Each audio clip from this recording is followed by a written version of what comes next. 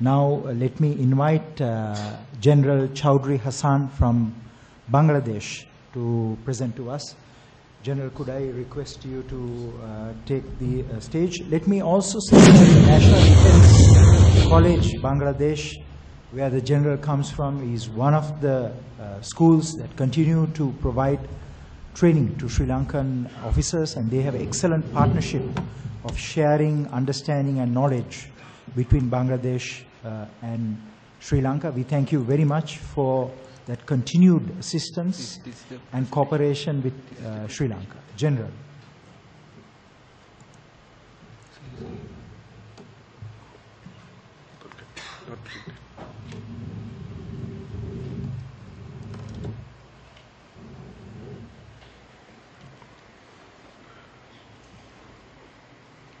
Mr. Chairman, Professor Rohan Gunaratne, Secretary of Defense, Chief of Defense Staff, Honorable Governor, distinguished speakers, distinguished academics, professionals, practitioners, ladies and gentlemen, Assalamu alaikum and good morning to you all.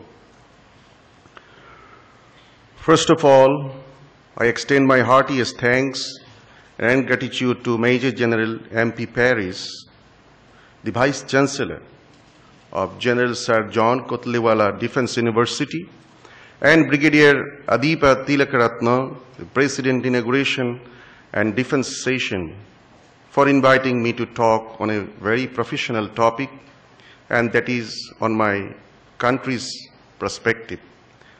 The topic is Inculcating Professionalism in Defense for National Development, Bangladesh Perspective.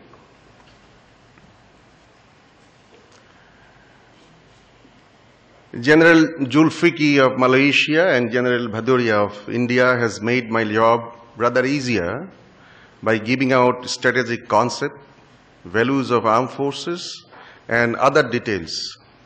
I think I shall therefore talk only on the inculcating professionalism in defense and subsequently highlight some aspect of armed forces contribution of Bangladesh to national development. Professionalism is a key to any job, but perhaps it warrants something more than we talk about professionalism in armed forces. The nature of war itself is possibly the most brutal, destructive, and life-risking, and personnel who are involved in war necessitates extreme level of discipline, commitment, and skill. Therefore, not only knowledge or experience, but for armed forces, the essence of professionalism must also include discipline, commitment, and skill. Out of all these, discipline is the main characteristic of military professionalism. All other soldierly virtues must be built and revolve around discipline. Commitment may be the second essence of military professionalism. Defense forces must be committed to the country, the organization, the unit, and ultimately each other for the mission they are tasked to complete. Often, military assignment requires long hours in dangerous environment with little or no comfort. Commitment allows members to overcome hardships and continue to go on when their bodies are indicating them to quit. Next is skill. Without skill, discipline and commitment cannot bring absolute result. Skill allows members of military to complete missions assigned to them and complete those with utmost satisfaction. In this context, in totality, the basis of defense professionalism signifies how an individual, a group, and a defense force itself act to accomplish its mission. Therefore, discipline, commitment, and skill have to be inculcated unitedly as a base to be a professional military member. Samuel Huntington describes that professionalism distinguishes the military officer of today from the warriors of bygone days. He mentioned three characteristics. These are expertise, responsibility, and corporateness that distinguished military profession as a special type of vocation. However, there are also some abstract aspects of military professionalism.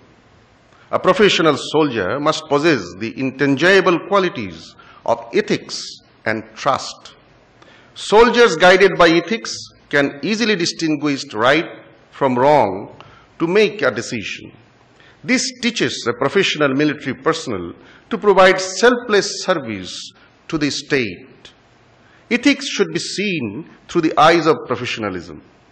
In the present context, our ethics helps us understand not only what we can or cannot do, but it tells us what should be done.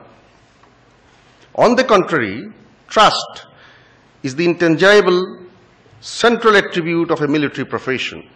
Trust in a profession is built upon each member's core identity, and that is developed over the time being associated with the profession. The trust is also evolved on shared values and ethos. These are exposed through the actions of an individual or a group in critical situations. Hence, military professionalism must have the attributes like discipline, commitment, skill, military ethics, organizational trust, and many more. In this perspective, we can clearly conceptualize defense professionalism and good soldiering are inseparable for a true soldier. Now let me talk about professionalism in my own armed forces.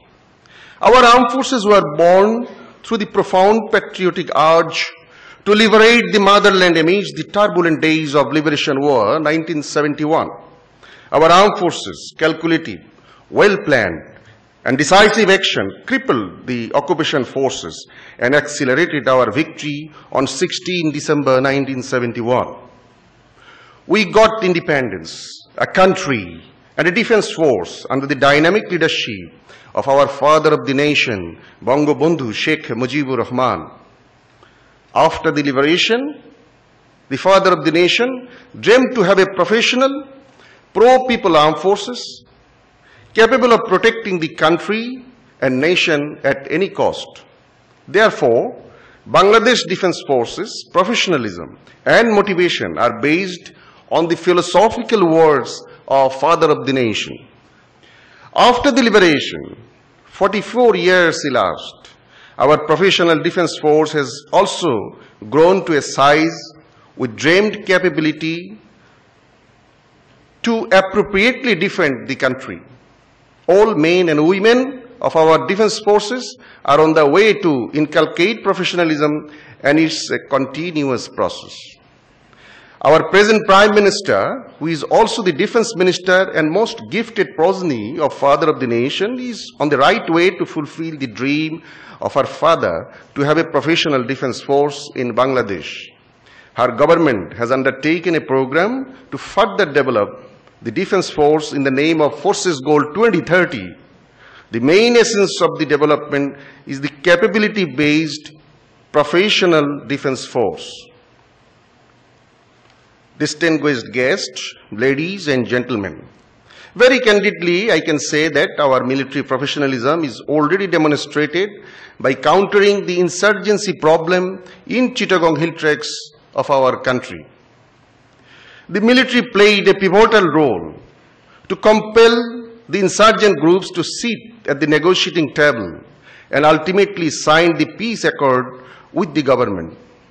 Thereby, we could end the long 2.5 decades insurgency problem and brought the tranquility in the region, that is 1/10 area of our country. Distinguished audience, it is well known to you that Bangladesh is the highest United Nations peacekeepers contributing country. In establishing global peace, today Bangladesh has become a renowned name worldwide. Bangladesh Armed Forces have so far completed 54 missions with the participation of 119,000 980 members since 1988 successfully. Here comes the true testimony of our defense forces' professionalism in maintaining or keeping peace across the globe. Now our professional armed forces are no more the domain of men only, but it's for both gender, male and female. Therefore, it has taken wider and multidimensional shape. This year, while taking salute at the passing out parade of the first female military soldiers, numbering more than 800, our Honorable Prime Minister urged upon to the newly passing out female soldiers, I quote, "You would serve the country and its people through your devotion, professionalism and integrity. You have been included in Bangladesh Army as its proud members, and you will have to keep in mind that you are an integral part of the country," unquote. A professional defense force can contribute tremendously to national development if employed, and our military is no exception to that. The people of Bangladesh also expect that the country's armed forces, created in the perspective of a great and pride-taking war of independence, would effectively contribute to the national development. I shall make an endeavor to highlight some of those to the august gathering. Bangladesh is a land that, though not regularly, but frequently remains exposed to catastrophic visitation of natural disasters. The consequential enormity of destruction, both in terms of man and material, leaves the civil authority functionally inadequate to cope with the complexity.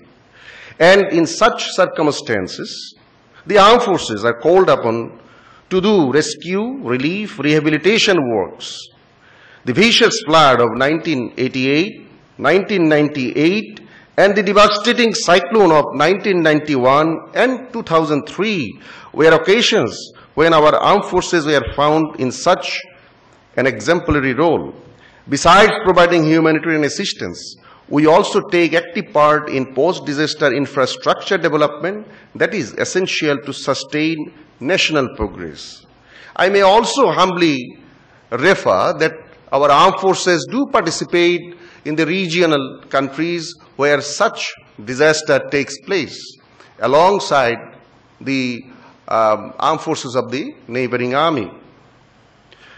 The democratization process of Bangladesh has received substantial inputs from the armed forces. It remains an incontrovertible fact that the key military role in maintaining the desired law and order situation has ensured free and fair general election in our country. On this issue, our armed forces were proven to be professional, very trustworthy, dependable organization. Bangladesh Army implemented numerous programs for the socio-economic and cultural development in Chittagong Hill Tracts region, which I have just mentioned. Right from day one, in the counter-insurgency operation, as mentioned by the previous speaker, our job was to win over the heart and mind of the people. And alongside the development works continued, beside maintaining law and order. Such programs have assisted the socio-economic development of the region and improved the living standard of local people. Besides, huge effort have been taken by our armed forces in building road network across the difficult geographical region in the country that directly contributed to the upliftment of socio-economic condition of the general population. The army has been playing a vital role in the country's infrastructure development, including construction and maintenance of roads. Soldiers of Bangladesh Army are now engaged in construction and repair of many roads all over the country. For the purpose, Bangladesh Army has developed a professional body named Special Works Organization. Our army is also constructing flyover in the city and marine drive roads along the beach, which are expected to accelerate the socio-economic development of the region, besides boosting tourism. The government has entrusted the defense forces with the responsibility to implement a major part of Abasan project, a project planned to provide shelter to the homeless people to ensure that each and every family has a house to live in. Since its beginning in 1997, we are constructing low-cost barrack houses where homeless families have been rehabilitated. Bangladesh Navy is constructing ships in the shipyard, which is a matter of great pride for the country. The first ever warship building project in Bangladesh is completed under Navy's supervision. Besides, our Navy is contributing to the national economy through manufacturing and repairing of ro-ro ferry, tugboat, inland water vessels, etc. Bangladesh Navy Dockyard Technical Institute provides technical education to a considerable number of jobless youths and private marine academies every year to convert them into skilled manpower. Bangladesh Armed Forces have been imparting quality education facilities at primary, secondary and higher secondary level. Each individual service maintains schools and colleges inside cantonments. Besides, civil students are also getting admission facilities under Bangladesh University of Professionals, which is run by the Defense Forces, Military Institute of Science and Technology, and Armed Forces Medical College. It may be mentioned here that Bangladesh Army recently established 5 medical colleges, 3 universities in different parts of the country with the greater intention of contributing in the country's education sector. Bangladesh Army has been in close cooperation with the Ministry of Home Affairs in implementing machine-readable passport and machine-readable visa project since 2009. Moreover, Bangladesh Armed Forces were given the project of preparation and issuing national ID card to all citizens of above 18 years in coordination with Election Commission. It was a unique project and our armed forces were applauded from all corners for the successful completion of this mega project. The armed forces personnel are active in forestation program to conserve and develop the environment. It may be noted that different armed forces organizations received the government's award for development of forest resources and conservation of environment by tree plantation. For the physical and psychological development of the retarded children, special autistic children's school named Proyash, run by Bangladesh Army, and Asharalo by Bangladesh Navy are making commendable efforts in this field. Ladies and gentlemen, Bangladesh Armed Forces' professional involvement in the civil arena and contribution in national development is really praiseworthy. We have excellent civil-military relationship and that helps in implementing different projects for national development, including working in aid of civil power. In this connection, it may be mentioned that for the last couple of years, we have faced a number of major and often interconnected challenges where military and non-military agencies operated effectively in the same environment. For an example, many of you may know the tragedy of building collapse, Rana Plaza, a garment factory of our country that collapsed fully in 2013 and caused death of 1,131 garment workers. Bangladesh Army conducted the rescue operation, which was one of the vivid examples where military, fire servicemen, police, various organizations, and nonetheless, the people at large have participated as rescue workers, risking their lives and braving unbearable stench of rotting corpses from the debris. The life-risking, wholehearted operation could rescue 3,553 personnel from the wreckage of Rana Plaza. This unique professionalism is inculcated from the philosophical words of our father of the nation, who said, I quote, "Armed forces belong to the people, and people belong to the armed forces. It does not form a separate entity. All of you are sons of soil. Therefore, you will have to share the happiness and sorrow of the masses and stand beside them," unquote. Therefore, we, the member of armed forces, the motivated followers, are working shoulder to shoulder with people of all strata in national development activities with the spirit of our Liberation War 1971 in heart.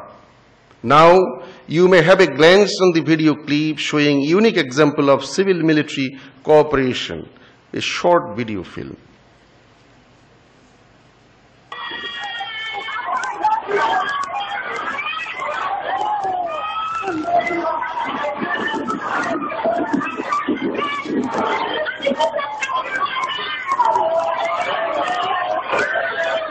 এভাবেই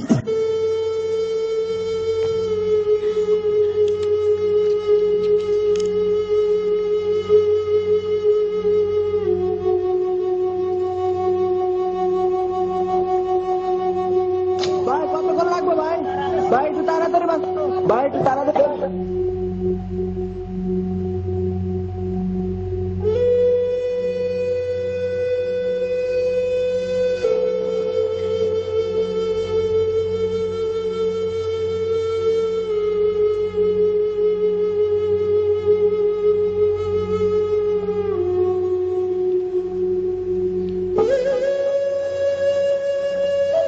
দুইজন কাজ করতেন? মানে কয়জন কাজ করতেন একসাথে একই?